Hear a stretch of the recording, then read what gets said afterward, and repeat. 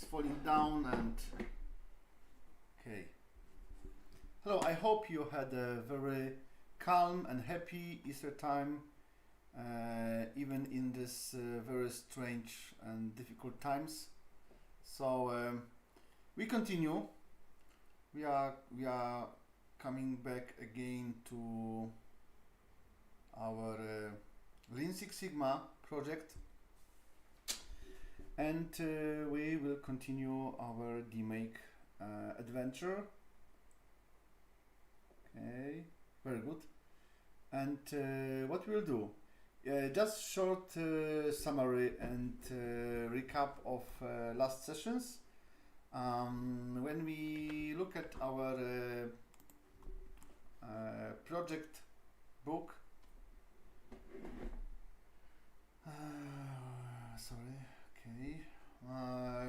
we did, of course, the define phase with everything what is needed to fulfill requirement for the define phase with the project charter and small. Remember what we do. We do a minimum package, which is very practical, and you will be able to apply this wherever you work. Doesn't matter what you do, what company, what processes.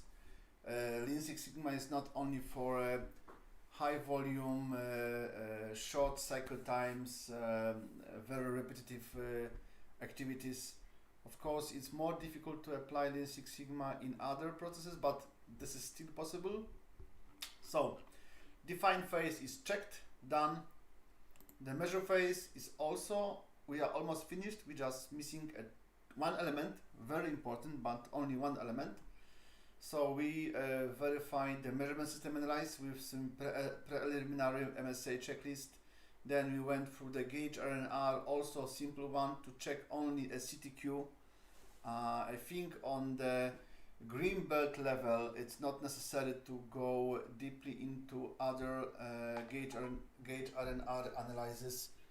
For example, for the continuous data and for the destructive data. Everything is possible. Of course, we have the MSA techniques and tools to improve and check also the measurement system used for continuous data, and for example the tests that are fully destructive, so you cannot take the same sample twice. But this is not on the green belt from my perspective and my experience. So if you would like to really focus on the green belt level, even this preliminary MSA checklist is very often sufficient. But okay, the basic requirements for the measurement system, if there is any, it should based on, are we able to verify critical to quality? So this is like a basics. Then of course we went through some measurements. So once we have the measurement system verified, remember that we are doing this for Y. So we are at the measure phase and we are focusing on the Y. And why on Y?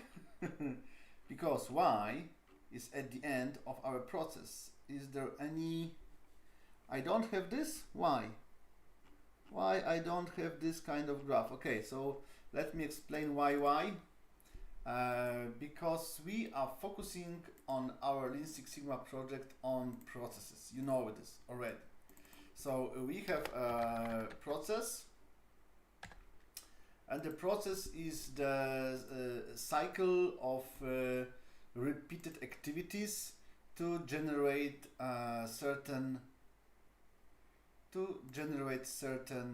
effect. Okay, let's do like this. Okay, so we are repeating the same activities again and again.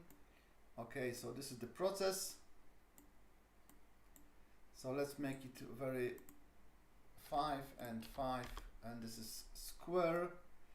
And let's do the process like green. Okay, so this is the process. We are repeating certain activities again and again. Please remember that the process is giving us required or expected results over and over only if we keep the same sequence of activities and conditions. and we are generating several outputs, and if we are focusing on certain outputs, we are okay, let's copy this, perhaps it will be easier. So when we are focusing, okay, let's do this way, it will be better. So we have y's here.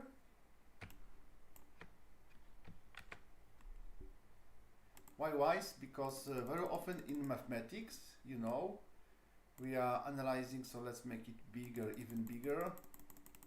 Great. Okay, and we are of course, no, come on, bloody bollocks. We're taking this here, and here we have our x.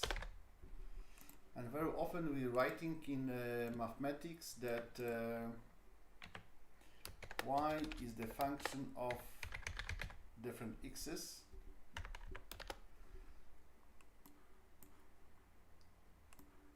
And so let's do this like, let's do like this.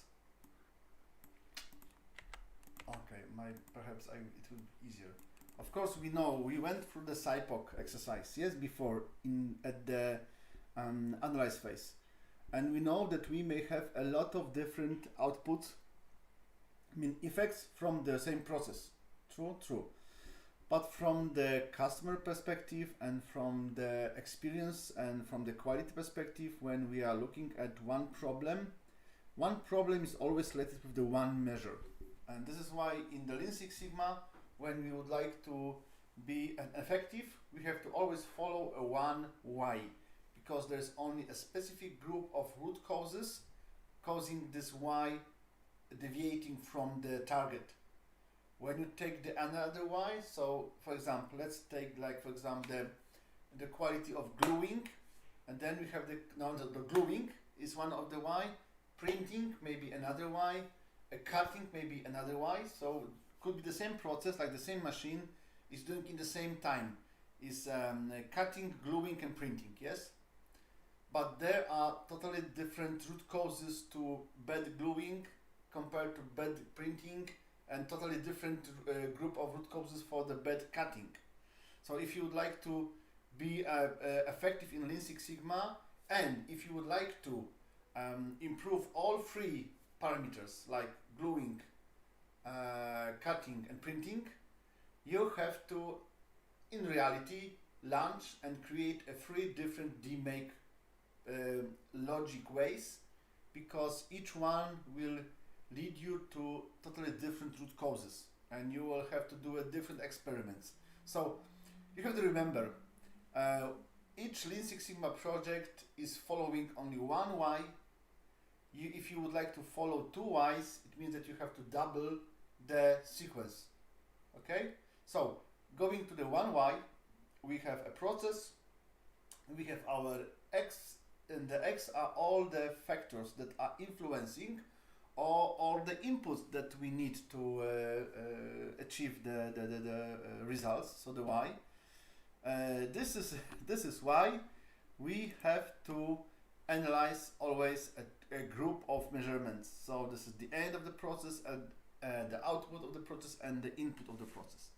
And in the analyze, actually we, during all the Lean Six Sigma projects, we have only one goal: to identify which x is making the problems at the y. So what at the beginning is making the problem at the end of the process, and also which axis should we change and in what way to achieve the y. And this is in general, if you would like to ask anyone, okay, so what is the idea of Lean Six Sigma project? Okay, they can tell you, oh, solve the problem, improve the process, improve the culture. Okay, these are only tools to achieve the ultimate goal, which is what to eliminate the root causes and eliminate the variation of your effect in your process. Because more variation means more defects, more problems, and more cost for the process and for your customers.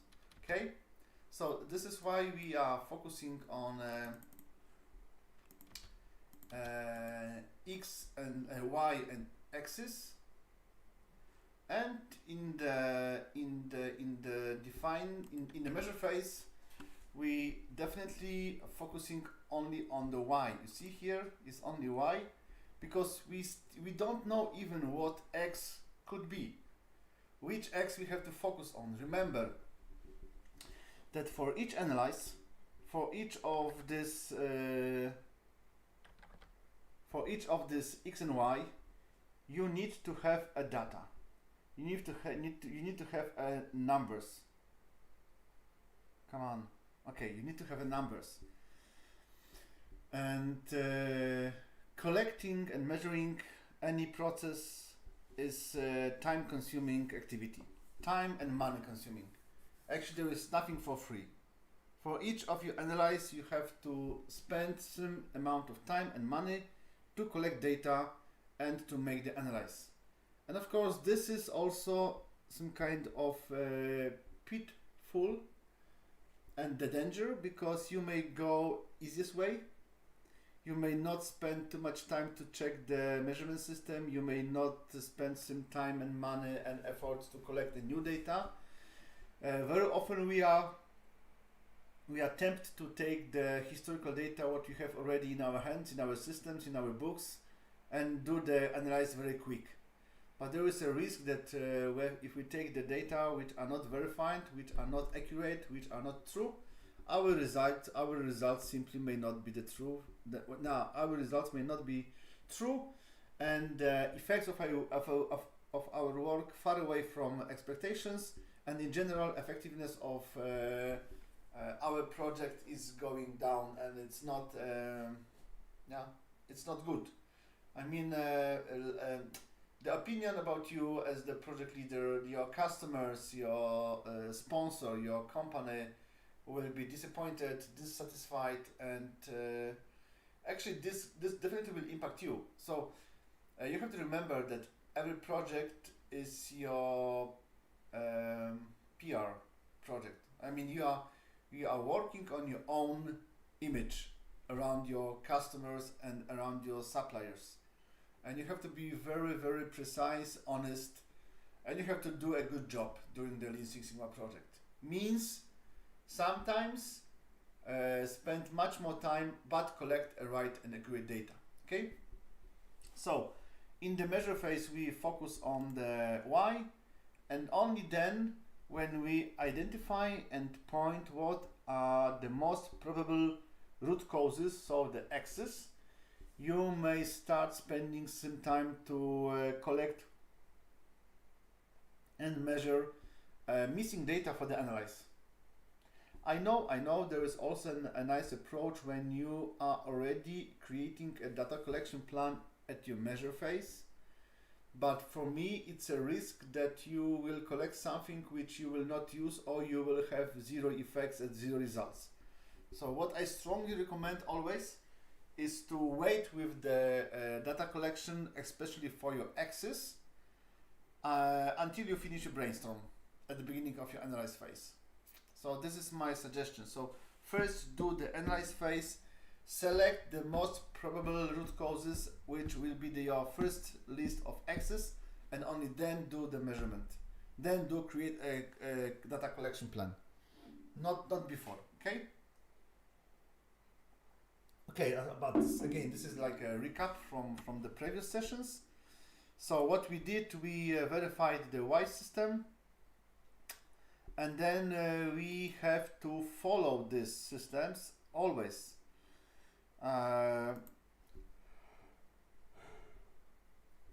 Sorry.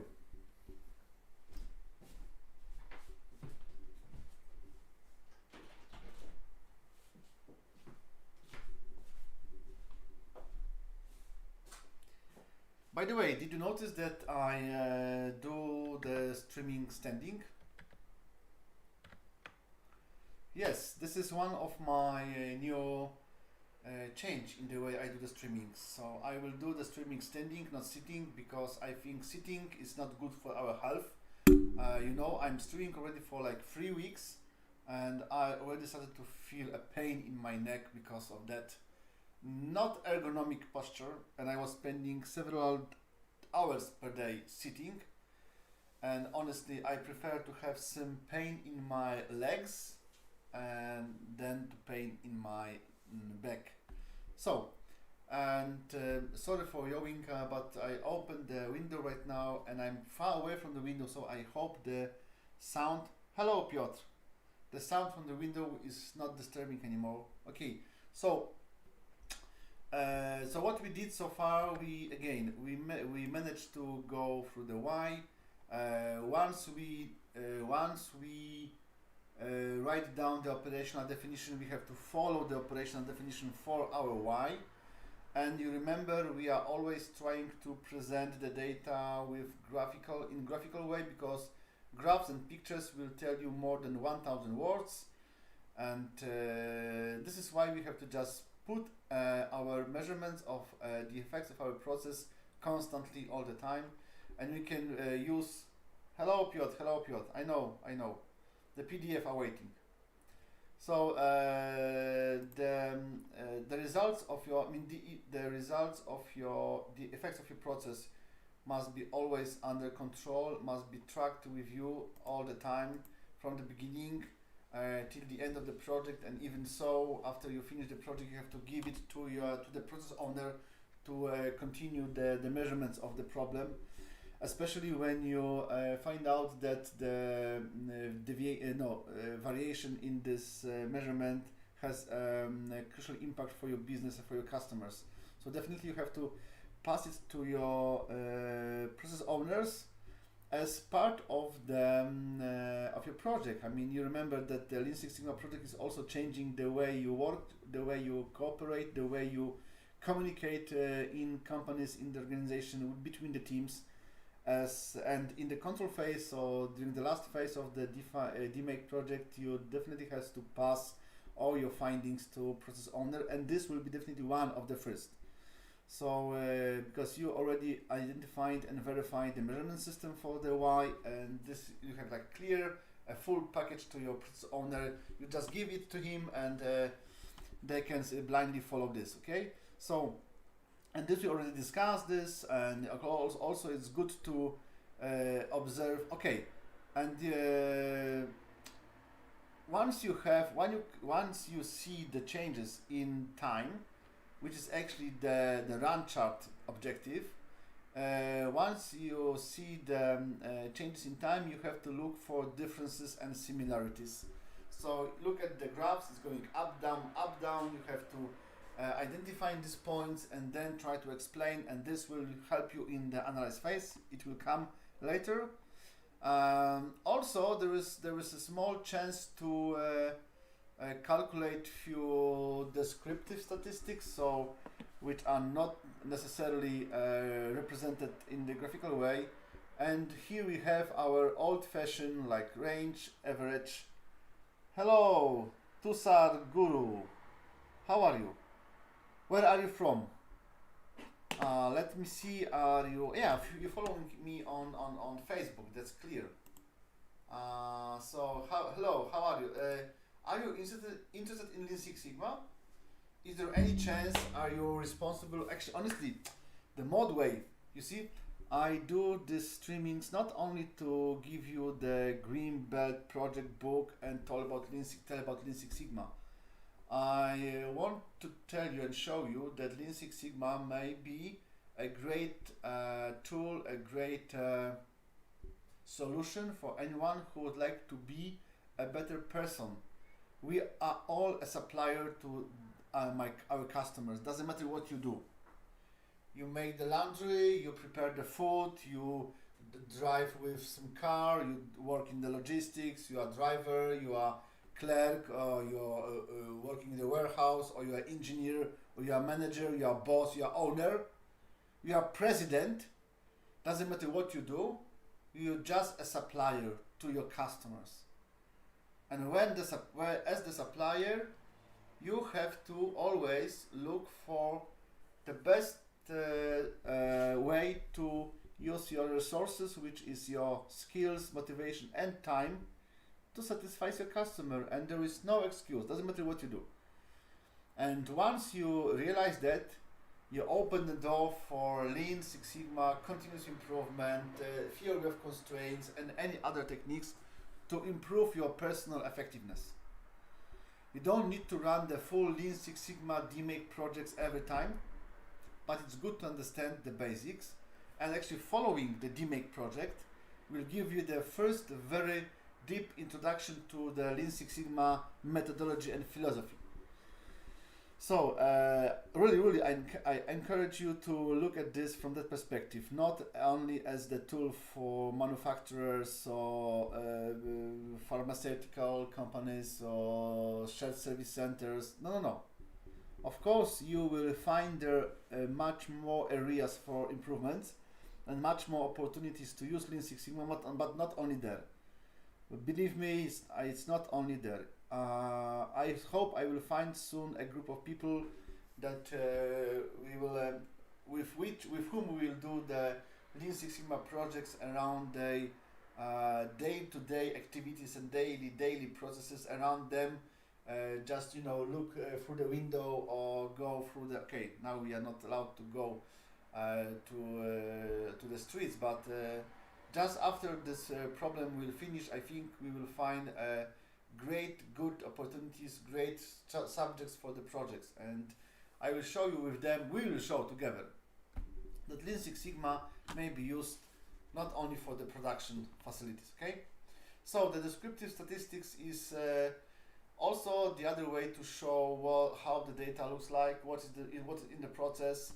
We can calculate the range, the average, the mode. The mode is the most frequently appeared observation. Then we can cut our process into the same groups from the quantity perspective. So we create mediana, which is cutting by half. So below mediana is 50% of the quantities, above mediana is another 50% of the quantities. We can also create quantiles, but this was already before. You can come back to another topics, CPCPK, also very important subject. I'm coming back, no, not in English.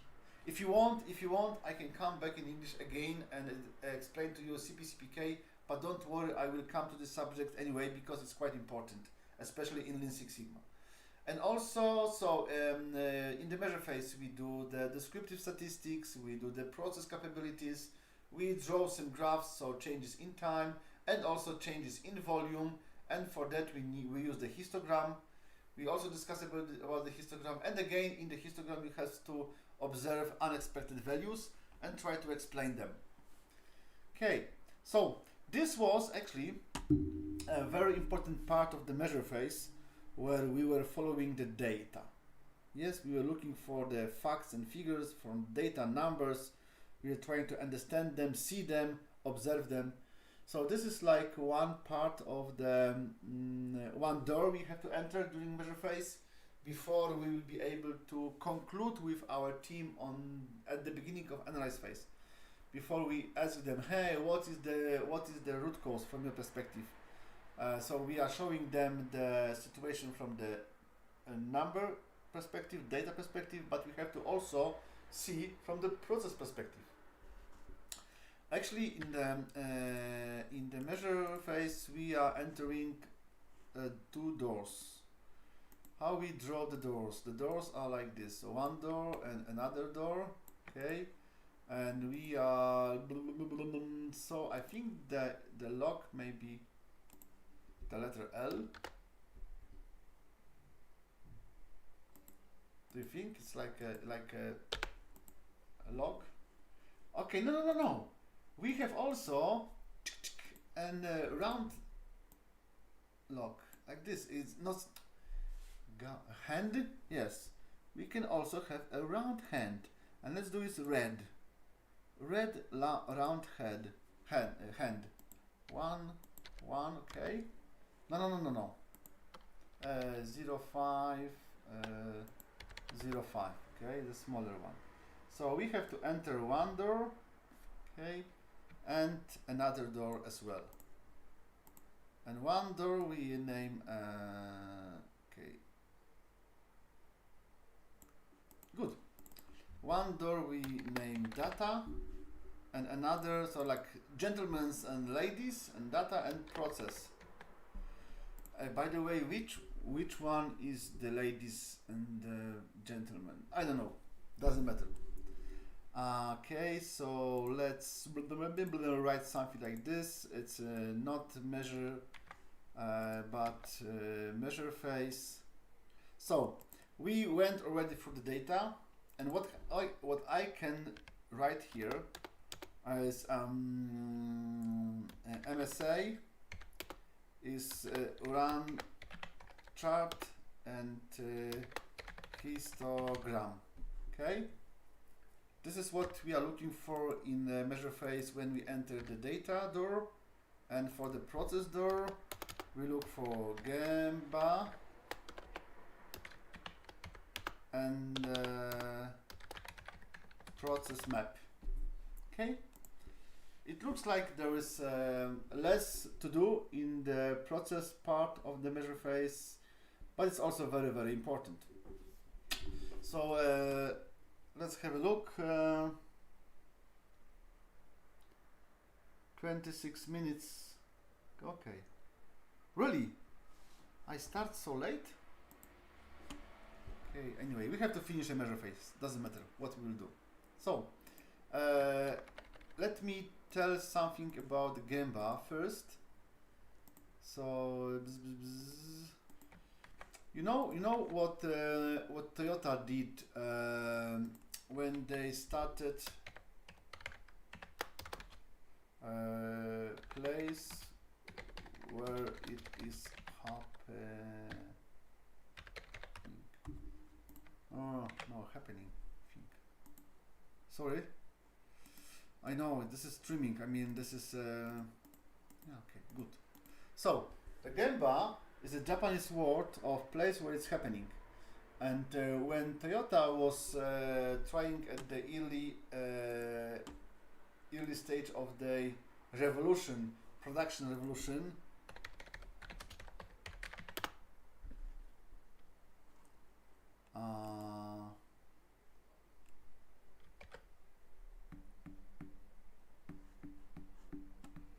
you can see here, I just opened, I hope. Yes. Toyota GEMBA, let's take this this picture. Okay. So let's see that this is the place where it's happening. And let me tell one thing regarding the GEMBA. Do you like watching the criminal movies where there is a crime is happening? And what is the first thing the detective is doing? Where is he going? Please think for a moment. When detective is going after he was told that the crime happened, he's going to the crime scene. Yes. Oh no, I'm not saying that GEMBA at the GEMBA there are only a crime, but for detective, a crime scene is a GEMBA. So this is the place where it's happening or just happened. So not to make a crime comedy, you need to ask a detective to solve the crime mystery by going to Bahama Beach or going to the mountains. Yes, okay, the crime was in the city. No, go to the mountains and try find who murdered these poor people. So it's a good idea to create a comedy, because it's simply not possible. So the detective is going to the crime scene at the beginning. It's just his first reaction. He's dropping everything and going there. And what he's doing there, do you remember what is the basic activity everyone who wants to solve the problem is doing? He's asking the questions. This is the most important. Asking the questions. If we are not asking the questions, it means that we are not interested in solving the problem. Simple like that. Okay, so we have to always go to GEMBA and what we can find on GEMBA. I have also another question to you. Please tell me how often we are judging someone or situation from our desk. We don't even want to stand up and look a little bit farther. No, we are too lazy. We are still sitting at our desks and we are judging others. We are judging the process, we are judging the people, we are judging the suppliers and machines. It's not fair, it's simply not fair. If you would like to be a first person that will show, no, the first person in the organization, and if you would like to be a good example, you have to forget about your desk. You have to always go to GEMBA and look for the data and numbers and figures at the GEMBA, yes? So, what we can find at GEMBA? This is also another good question. What we can find at GEMBA? Of course, we can find a material or information which is the subject of the process. So, of course, the process may be, for example, to change the material, to work out some material, to change the physical statements, even some characteristics, to cut, add, mount, screw, I guess weld. But also the processes may be to work out on some informations like invoicing process, or in the offices like preparing some quotations, for example. This is working on informations. So not only material but information. I mean anything what is the subject of the process you may find on the GEMBA. Okay, and if you would like to make a process map, you have to just follow this. So try to follow what's happening now. Oh, okay, it's interesting. What's happening now? What's happening now?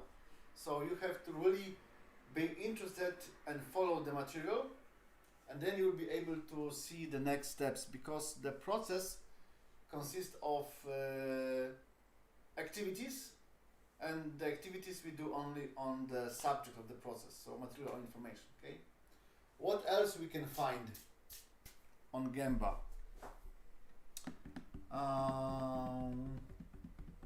Tools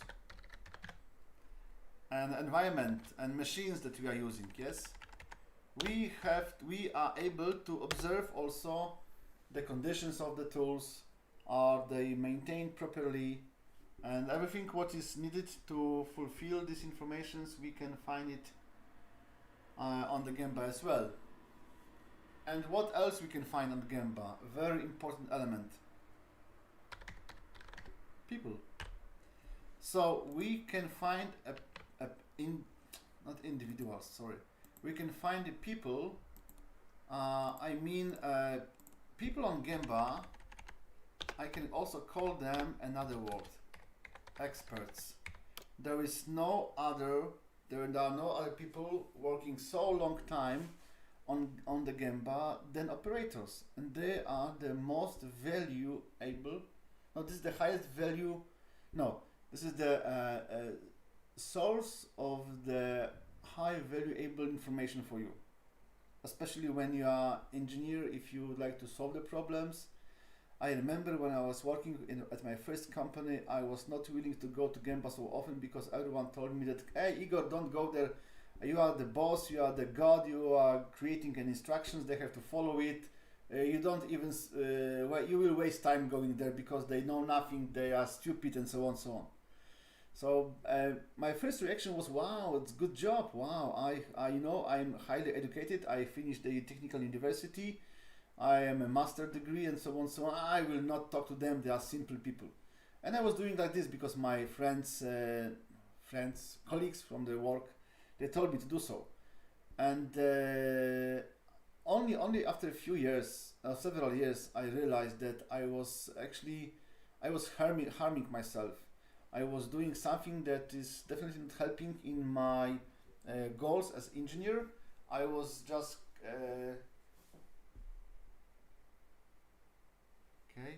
I was just, how to say, cutting myself from the most valuable information. I was harming myself. So from the moment I realized that, I started to talk to them, listen to them, respect them,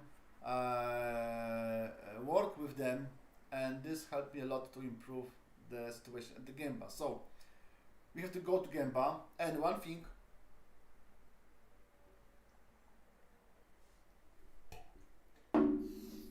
I don't know if you know, but there is still a good behavior or tradition in the Japanese and Korean.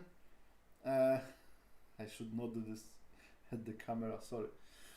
That if the new manager is coming to work, he is first asked to go to GEMBA and learn, observe a process from the GEMBA perspective.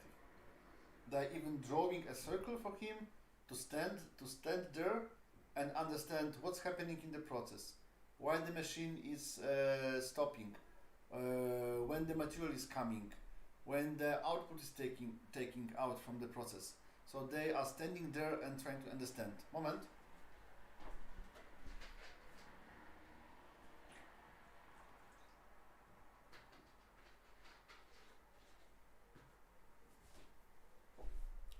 Ta-da! So this is also one of the advantage of doing the streams standing. It's quite easy to go aside, do something quick, important, and come back. Okay. Anyway, and yes. Why they are doing this? They know that before you will be able to manage a process, you have to know the process, understand the process. In my country, this is not the good practice. Mainly, the manager is asking for all the tools like the cell phone, laptop, desk, or car, and then I can manage. Okay, but I hope it will happen. Of course, definitely the experience and the understanding of the process is the fundamental knowledge each manager should possess. This is why I also value very much all the internal recruitment and internal promotions. So you are taking someone from the production and putting him on the leader position. This is very good. Okay, so we go to GEMBA, we observe the material, tools, people, and also we observe on the GEMBA. Come on, I know it was my mistake. Okay. And we also observe activities, process steps, and also we see all the variations from the standards, deviations from the standards as well. Also, let's do like this.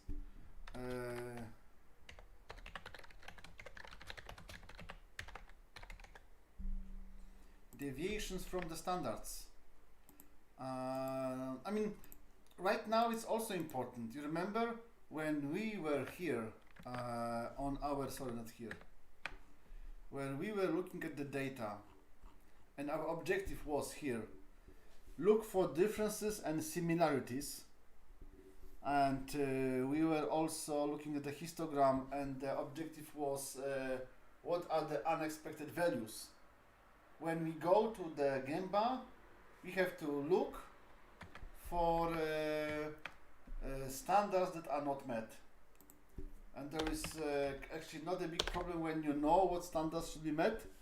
If you don't have standards, you have to just count on your best practice, on your experience, on well-known standards like safety, logical way of thinking, not harming, taking care about the others, tools, and so on.